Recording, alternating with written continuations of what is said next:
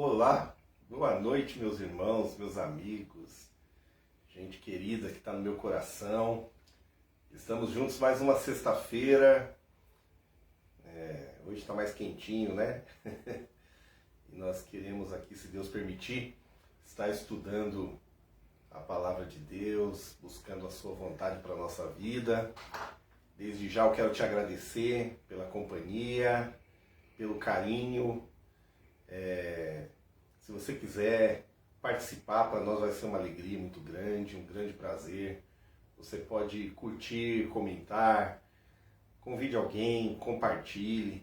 Vai ser uma grande bênção, eu creio, em nome de Jesus. E hoje a gente vai falar de um tema assim muito rico mesmo, muito rico. A gente vai falar sobre as alianças de Deus, alianças de sangue, né? Talvez um dos assuntos mais importantes da Bíblia, né? Visto que todo o plano de redenção, todo o plano de salvação, todo o plano de resgate da criação, do homem, passa pelo princípio de aliança, né?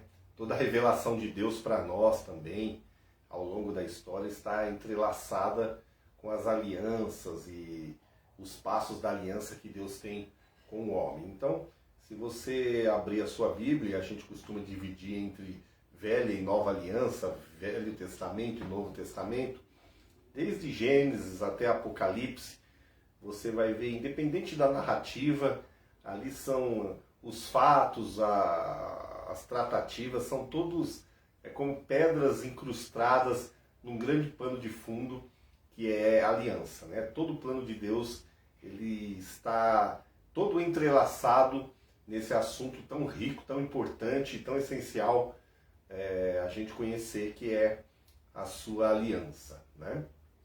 Eu quero começar trazendo uma definição bíblica, né, de aliança, né? Porque o que a gente consegue dentro do nosso tempo hoje, da nossa vivência, imaginar que é o mais próximo do que é uma aliança bíblica, é a ideia de contrato, né? Que você tem através de um contrato você assume compromisso com outra pessoa. Um contrato, ele celebra o compromisso entre duas partes, né? Isso é o que a gente tem de mais próximo do que seja aliança, mas não é exatamente isso, né? A aliança vai bem mais profundo, né? A conotação bíblica de aliança, a definição bíblica de aliança é mais profunda, mais completa, mais ampla, mais abrangente, né? Muito mais. Então é isso que a gente vai falar hoje. A princípio, a definição bíblica que a gente pode dar para a aliança é que é um pacto, né? Entre duas partes que estabelecem não só compromissos e deveres e privilégios, mas no caso aqui, as alianças de Deus, elas são também um pronunciamento, elas são uma declaração, elas são um decreto soberano, porque Deus é soberano, fruto da soberania de Deus, pelo qual ele estabelece uma relação de responsabilidade. Primeiro, quando a gente fala de aliança de Deus, alianças de Deus, ele decreta uma relação de responsabilidade com ele mesmo. Essa é a gente se fia nisso, né? Nessa imutabilidade de Deus, nessa fidelidade de Deus. Isso começa na sua relação consigo mesmo. Aqueles que estudam um pouquinho a Bíblia vão achar em algum estudo o termo aliança eterna ou pacto da redenção, que fala de Deus fazendo uma aliança com ele mesmo. A gente mais adiante ainda hoje, se Deus permitir, a gente vai estar falando um pouquinho desse pacto eterno, pacto da redenção, aliança eterna, que é um tratado de responsabilidade, uma relação de responsabilidade que Deus decretou com ele mesmo. Mas Deus também, ele decreta, ele estabelece relação de responsabilidade ou aliança com a humanidade, né? A gente, nas páginas da Bíblia, a gente vai ver nos dias de Noé, ele coloca um arco no céu, né? Que a gente costuma chamar de arco-íris, né? Era arco da aliança. Mais tarde os gregos começaram a chamar de arco-íris em homenagem à deusa Íris. Então de lá para cá o mundo ocidental chama de arco-íris, mas nas páginas da Bíblia você vai ver como arco da aliança, né? Então ali Deus estabelecia e se comprometia com a humanidade a não destruir mais o mundo por águas, né? Então o mundo não vai... Logo depois do dilúvio aconteceu isso, então Deus tem um compromisso conosco de que não sejamos mais destruídos por uma grande chuva, por um outro dilúvio, né? Também Deus estabelece aliança, relação de responsabilidade com indivíduos particulares, individualmente falando. Nós temos um exemplo de Abraão, né, que a gente vai falar ainda hoje bastante. Ele chamou então Abrão, lá de Ur dos Caldeus, né, e deu-lhe um novo nome, fez promessas a ele e começou um povo exclusivo através desse homem. Então, Deus lhe promete muitas coisas, faz uma aliança com esse homem. Então aqui a gente vê um exemplo nas páginas da Bíblia de uma aliança entre Deus e um indivíduo. Também a gente vai encontrar aqui Deus fazendo aliança com uma nação, né, com um povo, que é a nação de Israel. A gente vai ver isso quando é dada a lei no Sinai para esse povo, né? Então ali está estabelecida uma relação de responsabilidade, de compromisso, uma aliança de Deus com uma nação. E Deus também fez aliança e estabeleceu uma relação de responsabilidade com uma família. A gente tem o caso do rei Davi, né? Nos dias de Davi, Deus promete que sempre haveria um descendente da sua família no trono, um descendente da família de Davi, um rei, né? E especificamente ele faz uma promessa em relação a Salomão. A gente sabe que Salomão, embora muito sábio, ele deu umas escorregadas feias, né? Mas havia uma promessa de Deus para o seu pai Davi, que não retiraria de todo dele a benignidade, a misericórdia. Então, Deus tinha uma relação e tem uma relação de responsabilidade, de aliança com uma família, no caso a família de Davi. Então, recapitulando, Deus faz aliança consigo mesmo, Deus faz aliança com a humanidade, faz aliança com um indivíduo, com uma nação e com uma família. Eu quero que vocês observem que todas essas alianças que eu citei aqui, todas essas relações de compromisso e responsabilidade que partem de Deus, essas alianças elas têm caráter incondicional, ou seja, depende de Deus, não depende da outra parte. E eu vou dar só um exemplo aqui, porque é o exemplo prático que a gente pode encontrar aqui, assim, descrito em versículo. Depois você pode procurar com mais calma. Se você for para o livro do Gênesis, no capítulo 15, que descreve quando Deus faz uma aliança com Abraão, né? Naquele tempo, quando se fazia uma aliança, se oferecia um holocausto, um sacrifício, né? Então, a gente costuma chamar esse sacrifício que Abraão fez quando fazia essa aliança com Deus, de sacrifício das duas metades. Um animal ou animais eram oferecidos partidos ao meio, né? Então os animais que iam ser oferecidos naquele holocausto eram partidos ao meio. E o que acontecia? Como era costume naqueles dias, era assim que se firmava uma aliança. Pegava-se um animal, o animal era imolado, partido em duas partes, né? E as duas pessoas que estavam, os dois indivíduos que estavam celebrando aquela aliança, eles passavam no meio das duas metades, fazendo tipo um 8, né? Um sinal de aliança, como muita gente conhece, de infinito. Então passava-se entre as duas metades, fazendo um 8 e falando assim em voz alta: que aconteça com quem quebrar essa aliança, o que aconteceu com esse animal, ok? Então, a gente vai ver que Abraão ele coloca as metades dos animais ali para celebrar a aliança com Deus. E quando você vai para a narrativa, você vê que ele espera o anoitecer, ele está num lugar que, quando escureceu, veio muito medo, aves de rapina, ele lutou, cansou. E quando Deus vem para celebrar com ele essa aliança, Deus vem na forma de uma tocha de fogo. E você vai observar que Deus passou, a tocha de fogo passou entre as metades dos animais sozinho, Abraão não passou. Então Deus passou sozinho entre as metades, dando a ideia e passando a mensagem que a aliança de Deus com Abraão era incondicional, mas isso se aplica a todas as outras alianças, como eu citei para vocês. E veja bem, se quem quebrasse a aliança ao passar pelas metades, ele teria que ser partido ao meio, como era o rito do sacrifício do holocausto da aliança, Abraão estava perdido. Porque logo depois que ele celebra essa aliança com Deus, eu repito, Deus passa sozinho entre as metades, na forma de uma tocha de fogo. Ele desceu para o Egito, mentiu, escorregou, negou.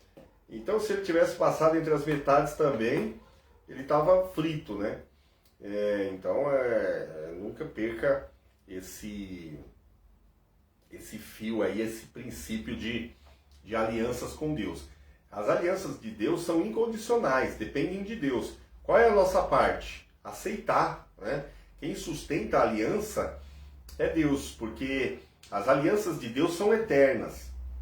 Então, para sustentar uma aliança eterna, não pode ser uma parte finita, temporal, cronológica, como é o homem, né? Depende exclusivamente de um ser eterno, da parte que é eterna. Então, a aliança eterna é sustentada por Deus, aquele que é eterno. Tá bom, gente? Então, nunca perder esse princípio, esse conceito que é tão importante. Também, eu quero começar agora a dar algumas definições de aliança, que são muito importantes. A Bíblia diz que as alianças são compromissos entre partes de caráter irrevogável, seja entre Deus e o homem, seja entre homens e homens, né? Então as alianças entre Deus e o homem são de caráter irrevogável. E da mesma forma, entre homens, deveria ser assim.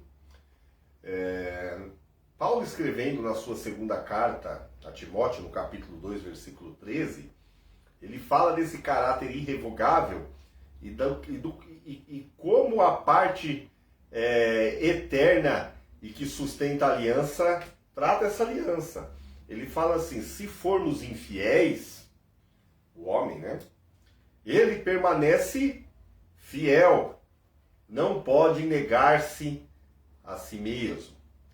E o mesmo apóstolo Paulo, escrevendo aos Gálatas, agora, falando sobre alianças humanas entre homens e não entre homem e Deus, ele fala: irmãos, como homem falo, se a aliança de um homem for confirmada, ninguém a anula nem a acrescenta, né? A gente muitas vezes hoje não considera esse princípio que é tão importante na nossa vida, nos nossos compromissos, nas nossas relações.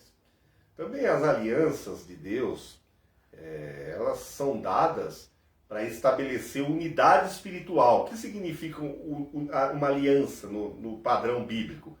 Significa unir, fundir, soldar, enxertar, tornar um. E você vai ver a expressão a mais de uma vez, tornar uma só carne, né?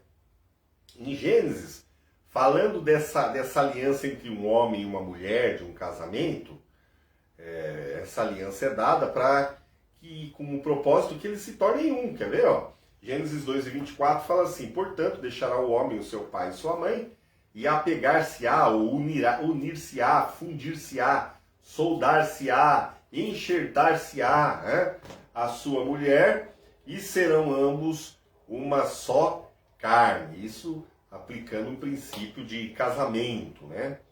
Se você for mais adiante, já no Novo Testamento, na primeira carta de Paulo aos Coríntios, no capítulo 6, versículo 16, ele continua ensinando esse princípio da unidade espiritual através da aliança.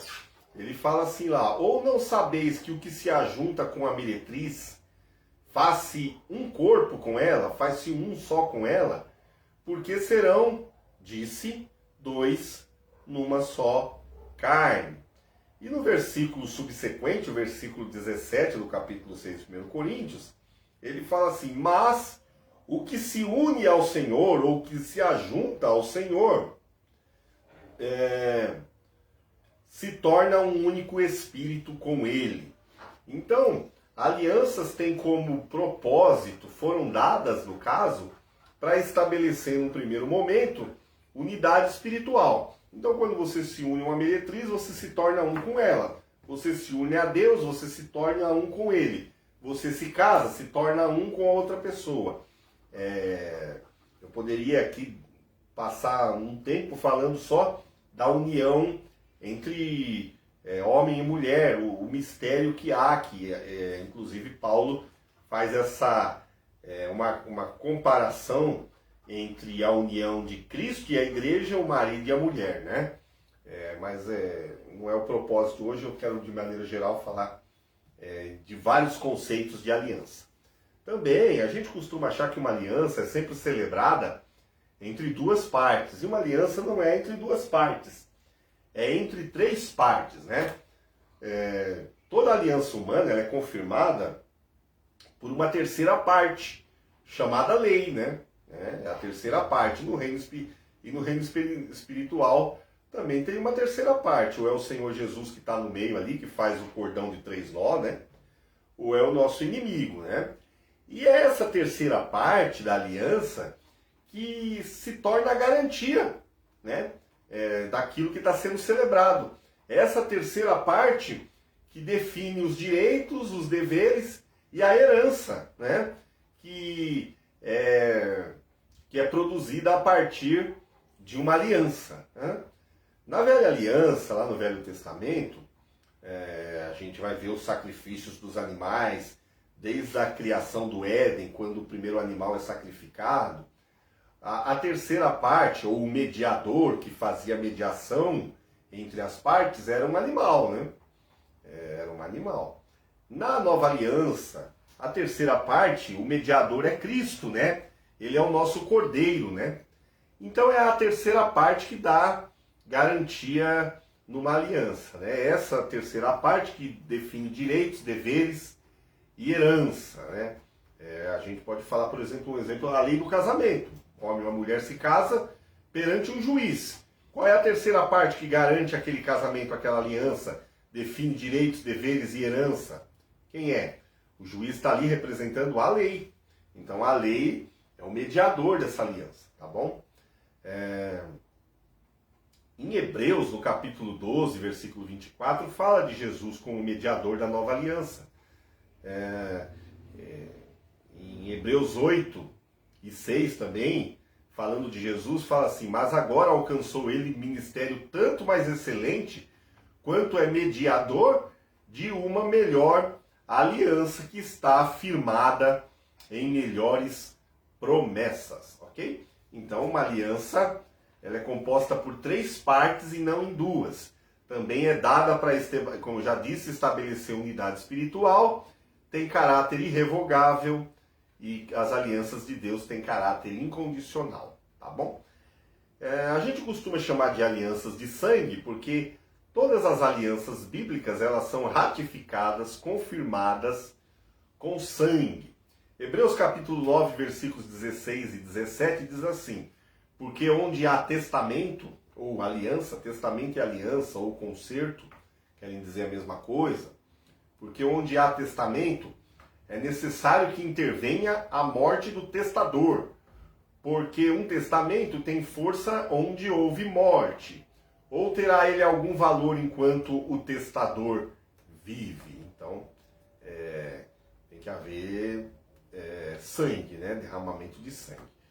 Em Hebreus 9 ainda, versículos 19 e 20, continua aí expandindo o raciocínio, dizendo assim: porque, havendo Moisés anunciado a todo o povo todos os mandamentos segundo a lei, tomou o sangue dos bezerros e dos bodes com água, lã purpúrea e isopo, e aspergiu tanto o mesmo livro como todo o povo, dizendo: este é o sangue do testamento que Deus vos tem mandado. Então, na velha aliança, eles pegavam os sangues de bezerros e bodes e aspergiam sobre as pessoas, sobre os móveis, sobre os utensílios, sobre até o livro da lei. Então, eles aspergiam sangue, e era o sangue da aliança, da velha aliança, é o sangue do testamento que Deus havia ordenado ao povo de Israel na velha aliança. E agora a gente vai para a nova aliança. Paulo, primeiro aos Coríntios, capítulo 11, 25, diz assim: do mesmo modo, tomou o cálice depois de haver ceado, se referindo a Jesus, dizendo: este cálice é a nova aliança no meu sangue. Fazei isso todas as vezes que beberdes em memória de mim. Então, uma aliança é ratificada, ela é confirmada com sangue. Por isso a gente chama de aliança de sangue, né? Também, falando de aliança, são tantos conceitos, e eu estou tentando correr por causa do tempo, quero deixar aqui de maneira abrangente, bem amarrados os principais princípios de aliança. Entender que toda aliança gera um corpo espiritual, um corpo místico. E esse corpo, ele tem um princípio de autoridade, cabeça e membros. Então toda aliança gera um corpo espiritual e determina o princípio de autoridade. Como disse para vocês, todo o corpo é constituído de cabeça e membros, ou seja, um corpo ele é a expressão completa, plena de autoridade e submissão.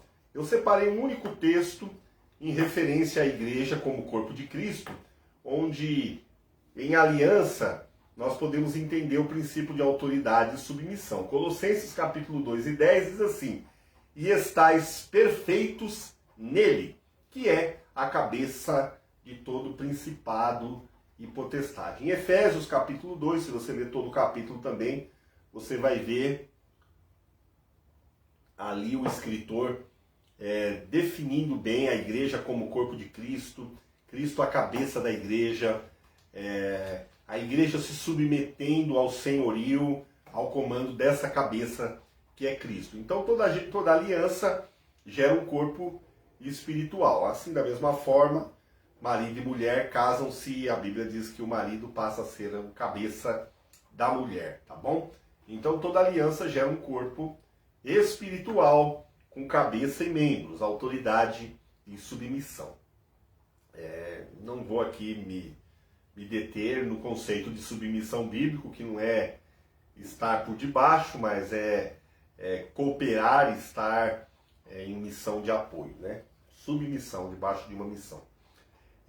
Alianças, pessoas queridas e amadas que me ouvem, que me assistem, nunca é para a vida, né? A gente costuma ter aquele conceito romântico de aliança, que alianças são para a vida. Não.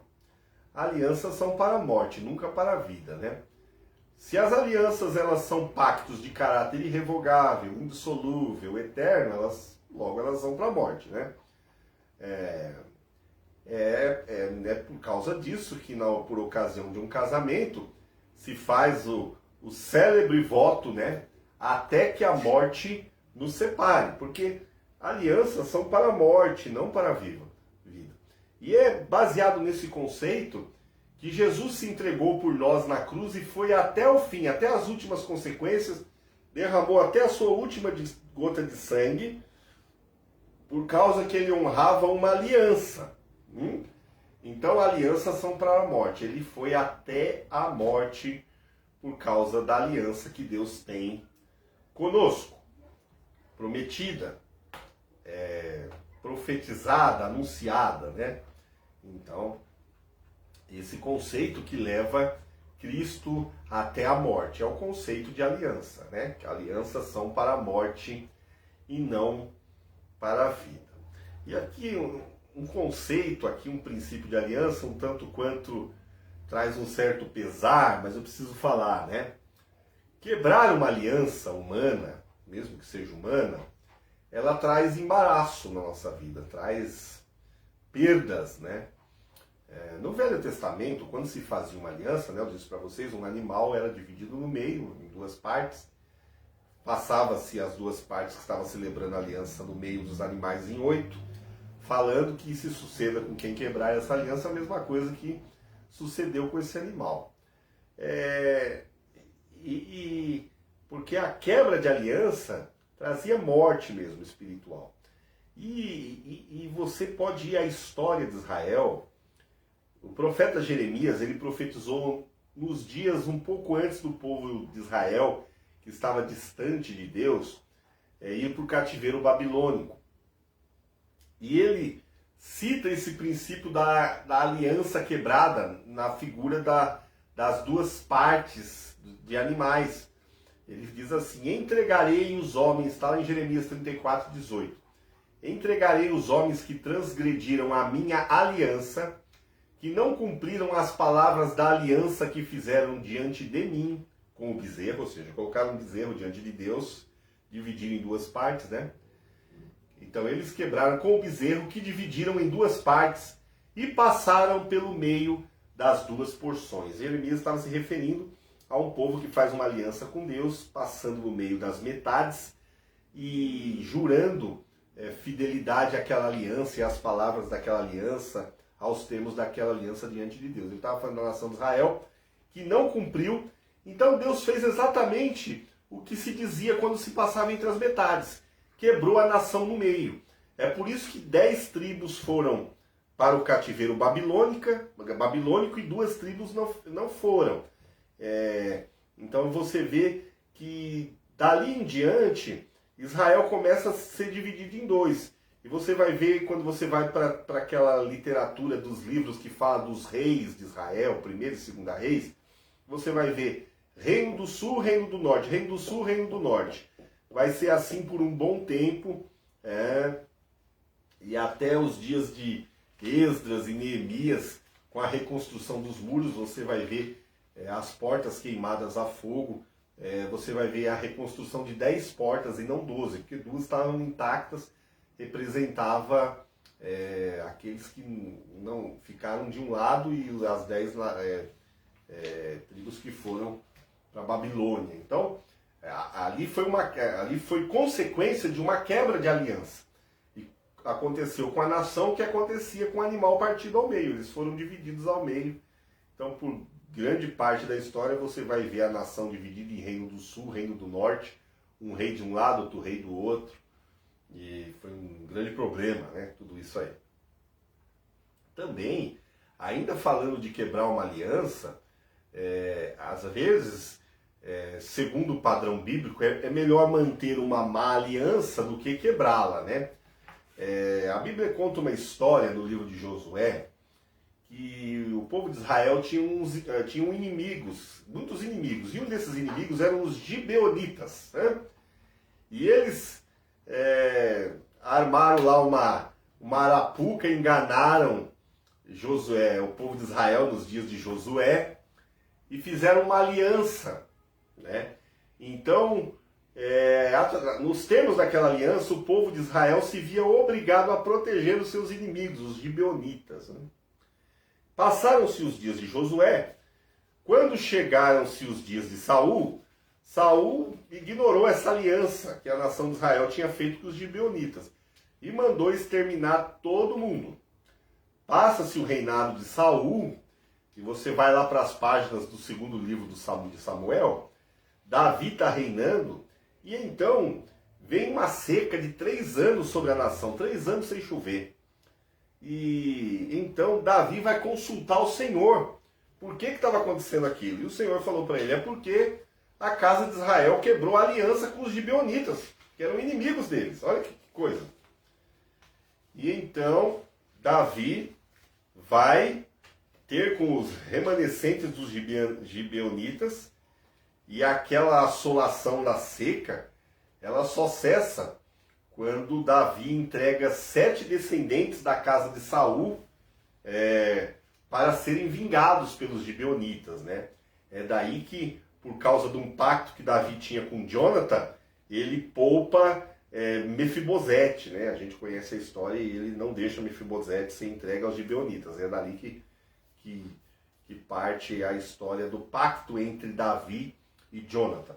Então você percebe que ali, segundo o padrão bíblico, era melhor ter mantido uma má aliança com os gibeonitas do que quebrá-la, né? Porque trouxe perda, trouxe assolação, trouxe desgraça sobre a nação, né? A Bíblia também aconselha, e aconselha com veemência, né, que não se deve fazer aliança com aqueles que servem a outros deuses, né? Isso tanto no Velho como no Novo Testamento. No Velho Testamento, Deus dá uma expressa ordem através de Moisés ao povo, antes deles entrarem na Terra Prometida, lá no Êxodo 34:12, diz assim: guarda-te de fazeres aliança com os moradores da terra aonde has de entrar, para que não seja por laço no meio de ti. Então, fazer aliança com aqueles que servem outros deuses, você acaba se tornando alguém laçado, embaraçado. Isso vai te trazer peso, laço, embaraço, né? Confusão para a tua vida. Quando você ainda vai no Êxodo 34, nos versículos 15 e 16, explica por que você não deve, o povo de Israel não devia fazer essa aliança com os moradores da terra que eles iam conquistar, que eles iam entrar. Diz assim: para que não faças aliança com os moradores da terra, e quando eles se prostituírem após os seus deuses, ou sacrificarem aos seus deuses, tu, como convidado deles, comas também dos seus sacrifícios, e tomes mulheres das suas filhas para os seus filhos, e suas filhas, prostituindo-se com os seus deuses, façam que também teus filhos se prostituam com os seus deuses. Então, isso leva a uma prostituição espiritual, não é? Visto que um serve a um deus, outro serve a outro, e isso vai, quando se une, se torna uma única carne. A quem se está cultuando? Então, de maneira deliberada, consciente, não se deveria fazer alianças que levassem à prostituição espiritual. Você vai para o Novo Testamento e o apóstolo Paulo, na segunda carta aos Coríntios, no capítulo 6, versos 14 e 16, ele chama essa aliança com aqueles que servem outros deuses, ou aquilo que não está compatível na questão espiritual, ele chama isso de jugo desigual. Então ele usa alguns termos. Ele usa, para falar de aliança, ele fala de jugo, sociedade, comunhão, concórdia e consenso. Quer ver? Não vos prendais a um jugo desigual com os infiéis. Tá? Porque que sociedade tem a justiça com a injustiça? E que comunhão tem a luz com as trevas? E que concórdia há entre Cristo e Belial? Ou que parte tem o fiel com o infiel? E que consenso tem o templo de Deus com os ídolos?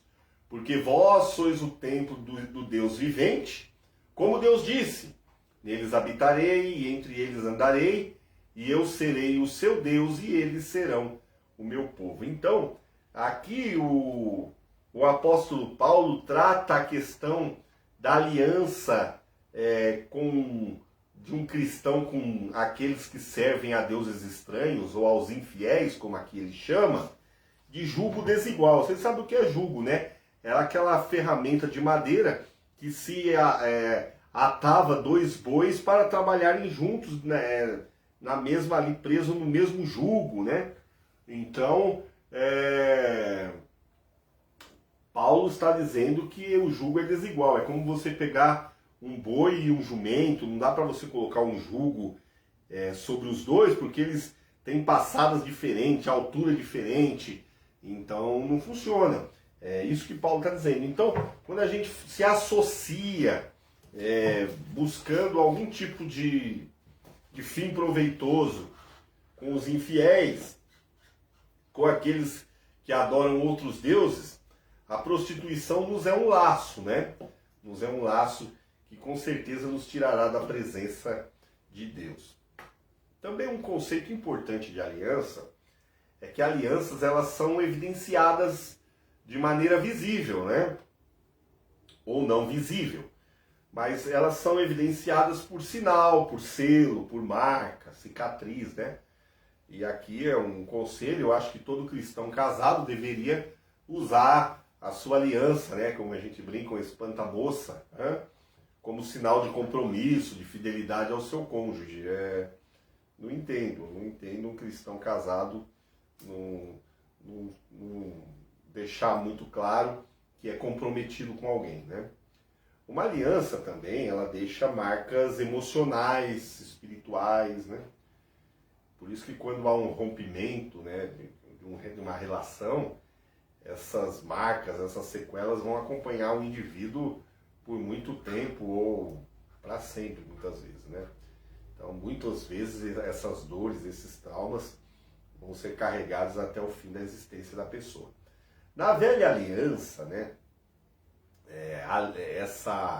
essa marca da aliança entre Deus e os homens, em relação, no caso, à nação de Israel, que era o povo de Deus, essa marca era a circuncisão de todo menino macho que nascia, de todo garoto, ao 8º dia, né, onde se, com uma faca feita de pedreneira, de pedra muito afiada, se cortava o prepúcio do órgão genital do menino no 8º dia, circuncisão, né?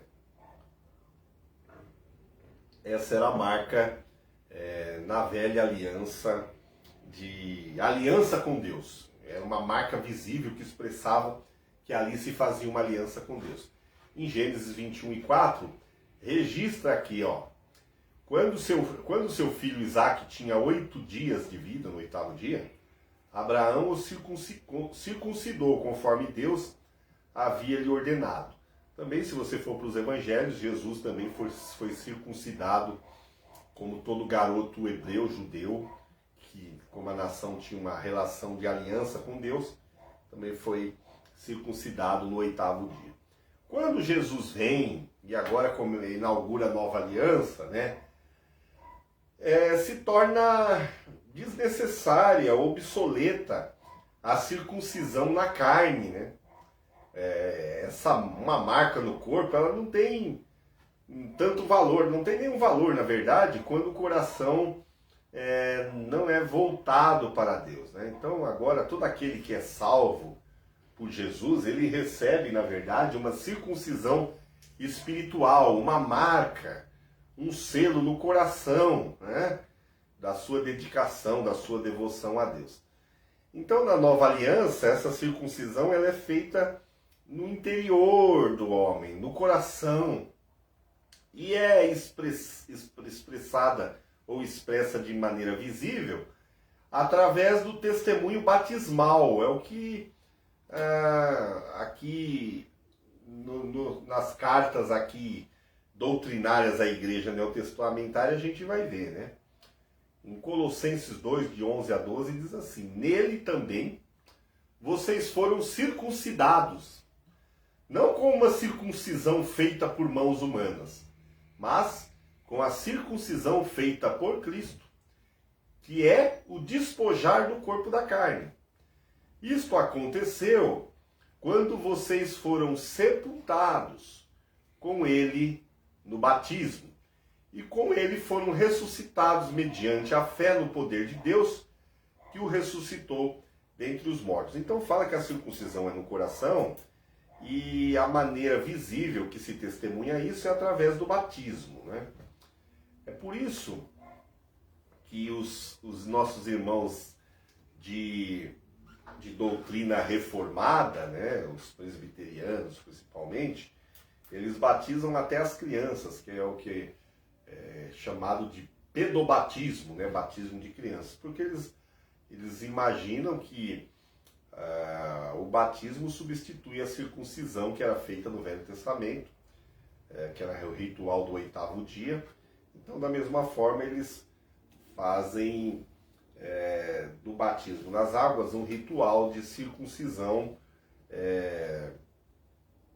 mesmo de crianças, que é o pedobatismo, o batismo das crianças. Sem entrar nessa polêmica à parte, porque há quem acha que o batismo tem que ser só mediante consciência, e aqui existe versículos e textos e contextos que respaldam essas duas visões. O que eu quero dizer para você é que o que é importante é a circuncisão feita no interior. O sinal externo, visível, não tem tanta importância. Se é quando é criança, se é quando é velho.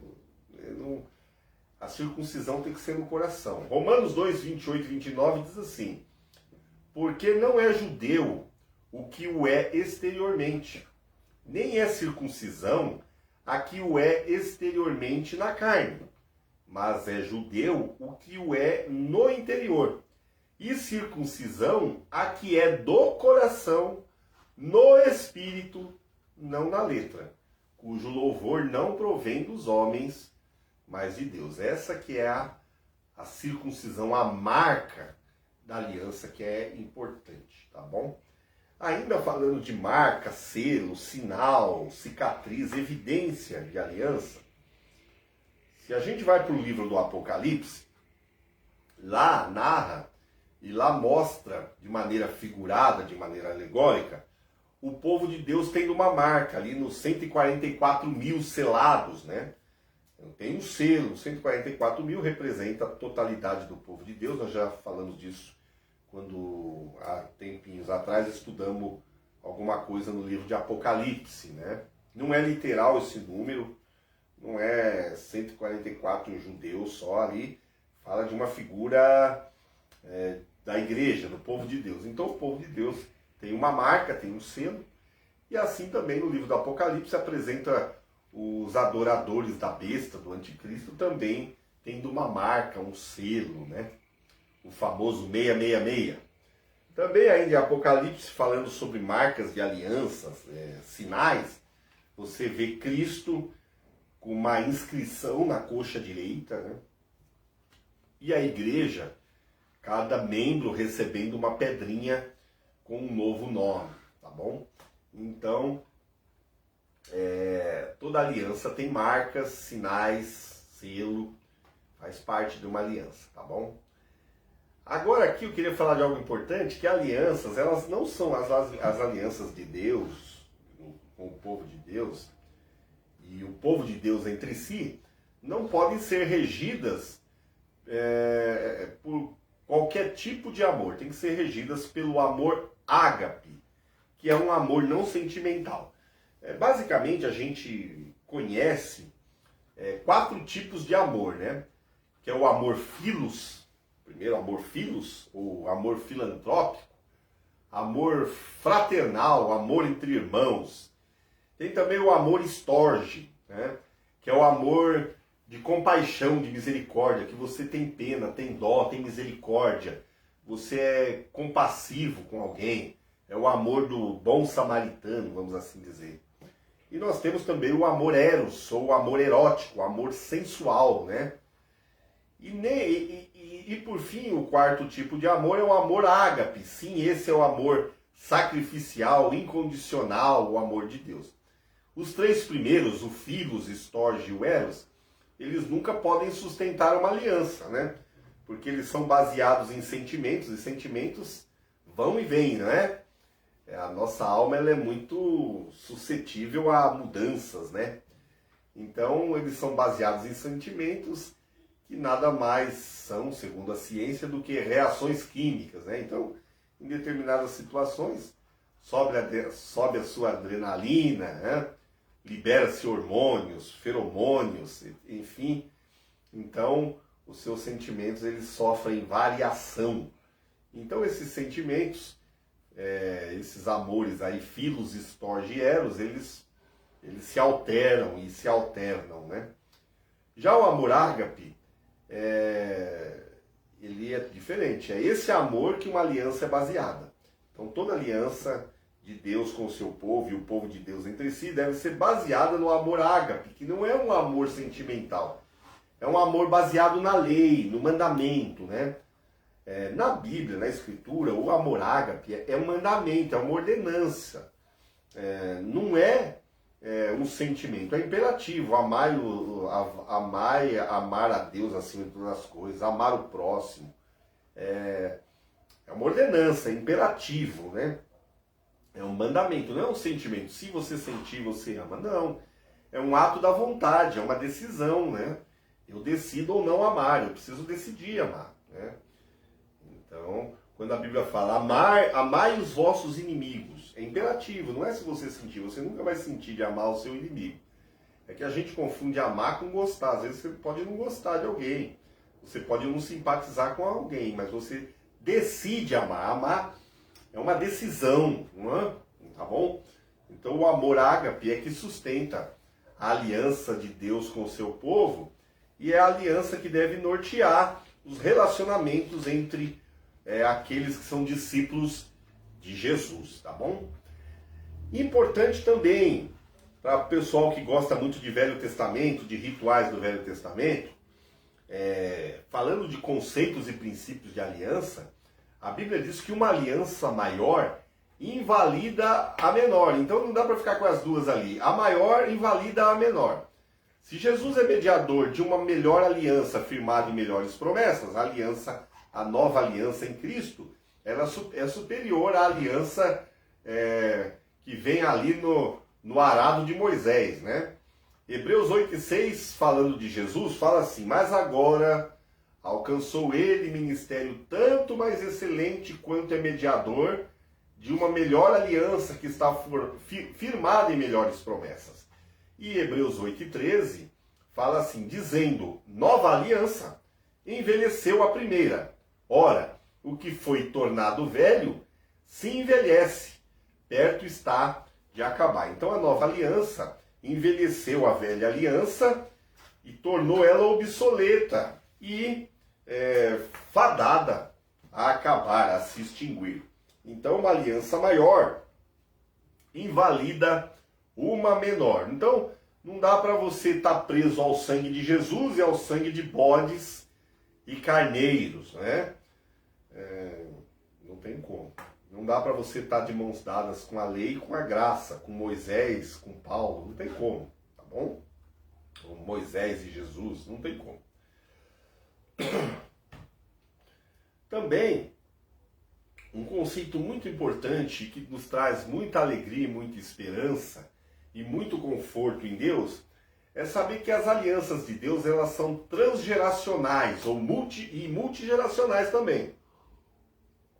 Ou seja, multigeracionais, elas passam elas são, Deus se manifesta em aliança em todas as gerações.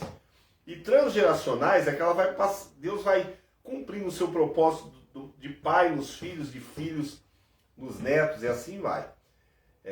Deus é conhecido já desde o início lá no Velho Testamento como um Deus de aliança, geracional, né? Um Deus geracional.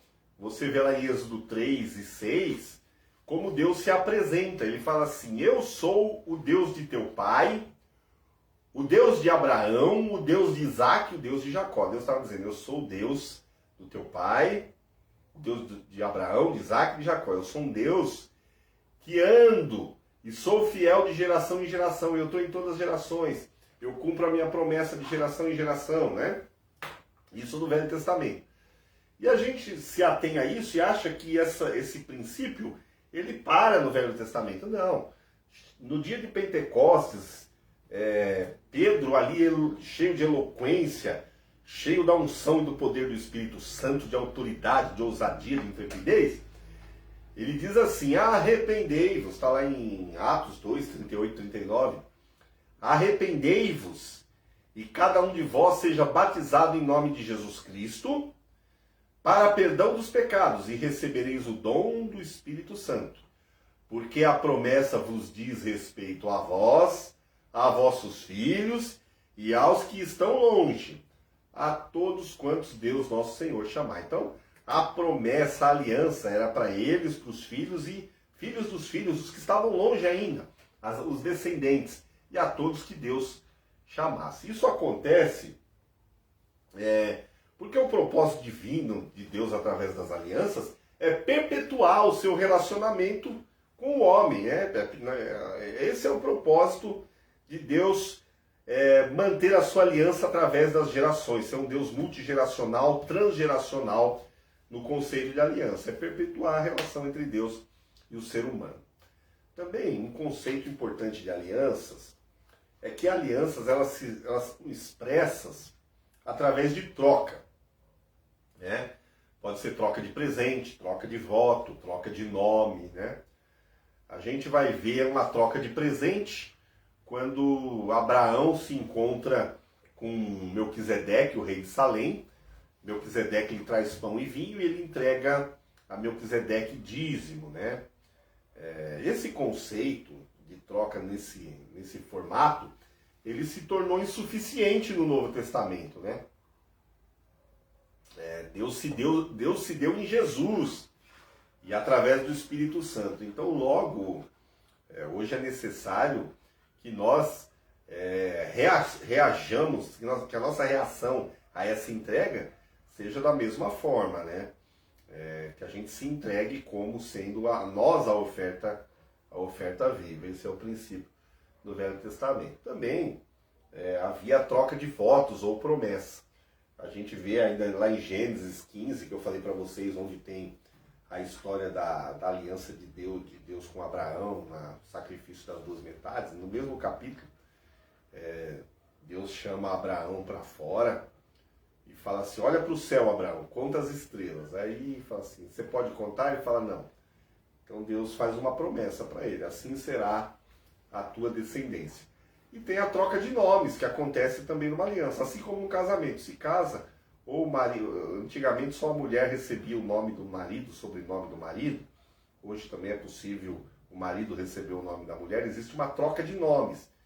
E esse princípio vem desde o Velho Testamento, esse princípio de troca de nomes numa aliança, né? Abraão, quando faz uma aliança com Deus, ele era Abrão, virou Abraão. Sara virou Sarai. Ou ao contrário, Sarai virou Sara.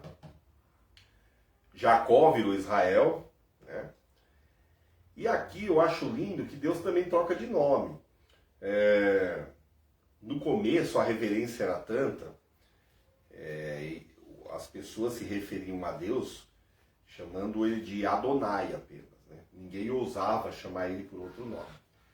E Deus vem, e, ao fazer a aliança com Abraão, e se manifesta com um outro nome, com o nome de Yahvé, não Adonai. Então há uma progressão nessa relação, uma troca de nomes, né? Então isso é importante. Aí um conceito importante sobre alianças é que o nível da aliança determina o nível da revelação. A cada passo da aliança que Deus tinha estabelecido com o homem, ia se descortinando um nível novo de revelação, né? Então a revelação de Deus, eu sempre digo para vocês, através da história, é gradual, é progressiva e é baseada em aliança, né? A aliança pressupõe intimidade. Intimidade define o nível de conhecimento e que as duas partes têm. Essa relação vai se tornando mais profunda e mais reveladora à medida que a intimidade se aprofunda, né? É o que está escrito no Salmo 25 e 14. E diz assim: o segredo do Senhor é com aqueles que o temem, e ele lhes mostrará a sua aliança. Falando de aliança também, é importante dizer que alianças, elas são e precisam ser renováveis, ou renovadas, né? No casamento, como isso acontece? Troca sanguínea, através do ato sexual. Na relação entre Cristo e a igreja, como acontece essa renovação da aliança? Através de uma refeição memorial, que é a ceia do Senhor, tá bom? E eu queria falar rapidamente que, voltando a primeiro tipo de aliança que eu falei para vocês, é a que Deus estabelece uma relação de responsabilidade consigo mesmo, que a gente chama de aliança eterna ou pacto da redenção, né? Então, na eternidade passada, a gente costuma chamar... Eternidade não tem passado, nem presente, nem futuro, mas para a gente se situar, eternidade passada, antes da criação do mundo, e eternidade futura ou por vir, depois da criação, depois, né, de todas as coisas. Na eternidade passada, a Bíblia mostra a triunidade, né? Deus Pai, Deus Filho e Espírito Santo reunidos, e Deus e o Filho se oferece para fazer a redenção daqueles que ainda seriam criados, né? Então Deus aceita a oferta e é feito o plano. Então Jesus ainda na eternidade passada se oferece como uma aliança eterna, né? Então essa aliança, a Trindade se compromete entre eles, Deus se comprometendo com ele mesmo, a salvar o homem que iria ser criado. Então, através dessa aliança, Deus estabelece um compromisso consigo mesmo de sempre ter a companhia, de relacionar-se para sempre com o homem, né? E é por causa dessa aliança que a gente é salvo. E esse plano é tão perfeito que Jesus se torna homem, ascende ao céu e agora tem um homem lá o tempo todo diante do Pai, né? Essa relação é para sempre, né? Essa aliança eterna, ela está sendo colocada agora no tempo cronológico, mas ela foi gerada, né? Na eternidade, né? Existem vários versículos que falam disso. Você vai ver, por exemplo, em 2 Timóteo 1:9, fala que a graça foi dada em Jesus antes dos tempos eternos, né?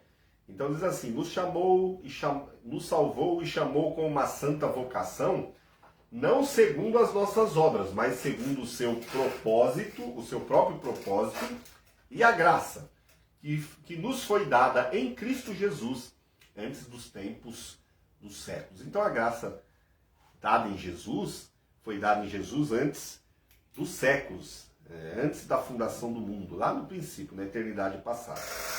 Também, falando desse pacto da redenção, essa aliança eterna, também a vida eterna nos foi prometida antes dos tempos eternos, mas foi manifestado também no tempo oportuno. Quer ver? Ó, Tito, capítulo 1, versículo 1 a 3, diz assim, Paulo, servo de Deus e apóstolo de Jesus Cristo, segundo a fé dos eleitos de Deus, e o conhecimento da verdade, que é segundo a piedade, em esperança da vida eterna, o qual Deus, que não pode mentir, prometeu antes dos tempos dos séculos, mas a seu tempo manifestou a sua palavra pela pregação que me foi confiada, segundo o mandamento de Deus nosso Senhor. Também no sangue de Jesus, e toda aliança é firmada em sangue, por isso é uma aliança de sangue, o sangue de Jesus é conhecido antes da fundação do mundo, mas também foi manifesto no nosso tempo por amor de nós, é o que a Bíblia diz.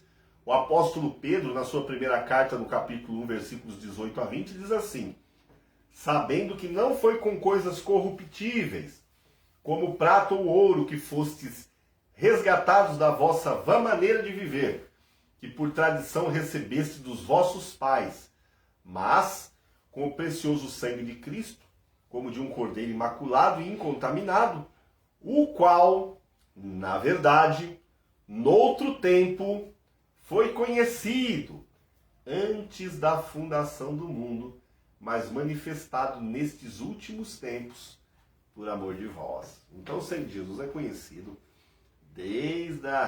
antes da fundação do mundo, mas foi manifesto no nosso tempo cronológico por amor de nós.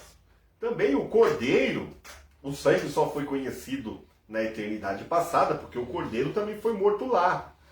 Não há 2000 anos atrás, como você imagina. Foi manifesto agora. Olha lá, Apocalipse 13:8. Aqui está falando, no contexto, está falando dos adoradores do anticristo, da besta. Mas o final do versículo que nos interessa é essa informação aqui. Ó.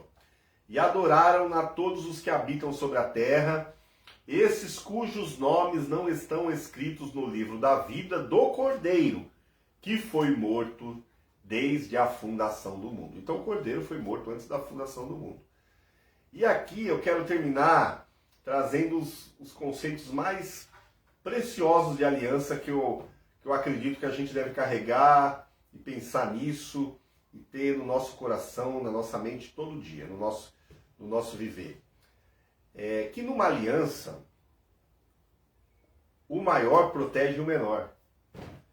E você vê em Gênesis, quando Deus faz uma aliança com Abraão, ele fala assim: Abraão, eu sou o teu escudo.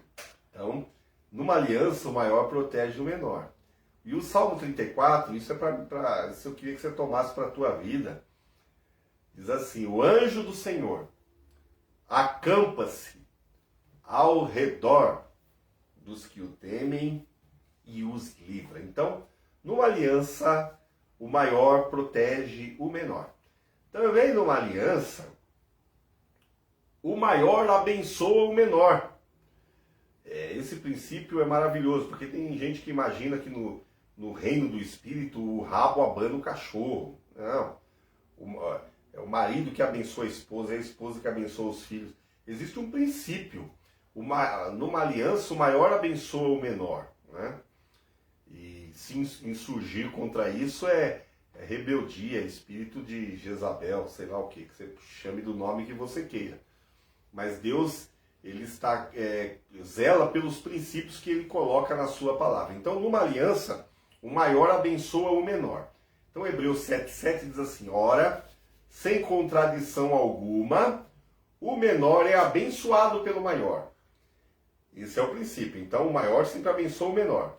E no nosso caso, na nossa relação com Deus, Jesus o cabeça, nós o corpo, Efésios 1:3 fala assim: bendito Deus e Pai de nosso Senhor Jesus Cristo, o qual nos abençoou com todas as bênçãos espirituais nos lugares celestiais em Cristo. Então nós somos mais do que abençoados.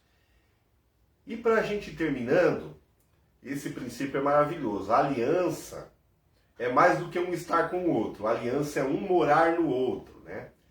João 15:7, Jesus fala: se vocês estiverem em mim, né? E 1 Coríntios 13:16 fala assim: não sabeis vós que sois o templo de Deus e que o Espírito de Deus habita em vós? Então, Deus morando em nós na pessoa do Espírito Santo e nós morando em Cristo, né? A aliança é um morar no outro, não um morar com o outro, tá bom? O propósito de uma aliança é sempre gerar frutos e filhos. Você nunca pode esquecer isso. Você foi gerado em Deus para gerar frutos e filhos. É por isso que Deus fez uma aliança com você. Gênesis 15:5, quando Deus faz aliança com Abraão e mostra ali as estrelas do céu, fala assim: assim será a tua descendência, e numerosa. Fala de muitos filhos, de uma descendência numerosa, né? E Jesus traz o princípio da aliança, trazendo sempre frutos e filhos, e gerando, no Evangelho de João, no capítulo 15, versículo 4 e 5, que ele diz assim: estai em mim e eu em vós, tá vendo? Um no outro. Como a vara de si mesmo não pode dar fruto, se não estiver na videira, assim também vós, se não estiverdes em mim. Eu sou a videira, vós sois as varas. Quem está em mim e eu nele, esse dá muito fruto, porque sem mim nada podeis fazer. Então, nós temos que entender que a aliança que nós temos com Deus é uma aliança que sempre gera filhos para Deus, que sempre gera no reino, sempre produz frutos, tá bom? E para a gente terminar, a aliança sempre pressupõe fidelidade. Hebreus 10:23 fala assim: retenhamos firmes a confissão da nossa esperança, porque fiel é o que prometeu. Então, o maior na aliança, ele é fiel. O que promete, o que vota, o que sustenta a aliança de maneira incondicional é fiel. Como que a gente reage a isso? Apocalipse 2:10, a última parte do versículo, fala: ser fiel até a morte. É uma troca, né? Ser fiel até a morte e dar-te-ei a coroa da vida. Oxalá você tenha entendido o plano de aliança em que toda a redenção do homem, toda a salvação está baseada nele, tem te alcançado, e você tem que aceitar isso. Esse amor incondicional, sacrificial, em que Deus se entrega por você e por mim, e a gente tem que reagir a isso com fidelidade, com devoção, com total entrega, com total renúncia, para a gente gerar muitos filhos para Deus, muitos frutos para a glória de Deus. Que bom que você esteve com a gente até agora. Foi um grande prazer, uma grande alegria. Espero que tenha sido de grande edificação para a tua vida, que você, ao desligar aí o seu notebook, o seu celular, você fique com uma certeza que você é amado de maneira incondicional e, oxalá, você decida por ser fiel a essa aliança, agir com fidelidade, com inteireza de coração, nessa sua relação com Deus e com os teus irmãos na família de Deus. Tá bom? Que Deus te abençoe. Um grande prazer estar com você. Você que ainda não curtiu, que ainda não comentou, que até ainda não compartilhou, você pode fazer isso agora. Para nós vai ser sempre muito bom a tua participação, uma grande alegria ter você com a gente. Estaremos juntos na próxima sexta-feira, se Deus assim nos permitir, com um assunto sempre de interesse, um assunto de grande valia para a nossa edificação, para o nosso crescimento. Quero deixar um convite para você que nos assiste agora, para estar com a gente no próximo domingo, a partir das 9h30 da manhã, na Praça 24 de Junho, número 173, ali na Missão Querigma, a 200 metros do supermercado Champ. Nós estaremos ali reunidos como corpo, como família de Deus, para celebrar o Rei dos Reis, para celebrar a vitória da vida sobre a morte, para celebrar o nosso cabeça, Jesus Cristo, tá bom? Vai ser uma alegria tê-lo conosco lá, a gente estar junto, orar junto, se fortalecer na comunhão, no louvor, na palavra, e será um motivo de grande bênção para todos nós. Espero a tua visita, espero a tua presença lá, para nós vai ser uma alegria recebê-lo. Deus te abençoe.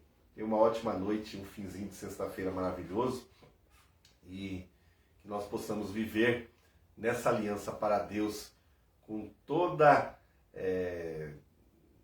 o amor, com toda a devoção, com toda a nossa reverência, com todo o nosso temor, com tudo aquilo que Ele merece. Ele é digno de todo louvor, de toda honra, de toda glória, do nosso melhor. Deus te abençoe, uma ótima sexta-feira, uma ótima noite, um beijo no teu coração.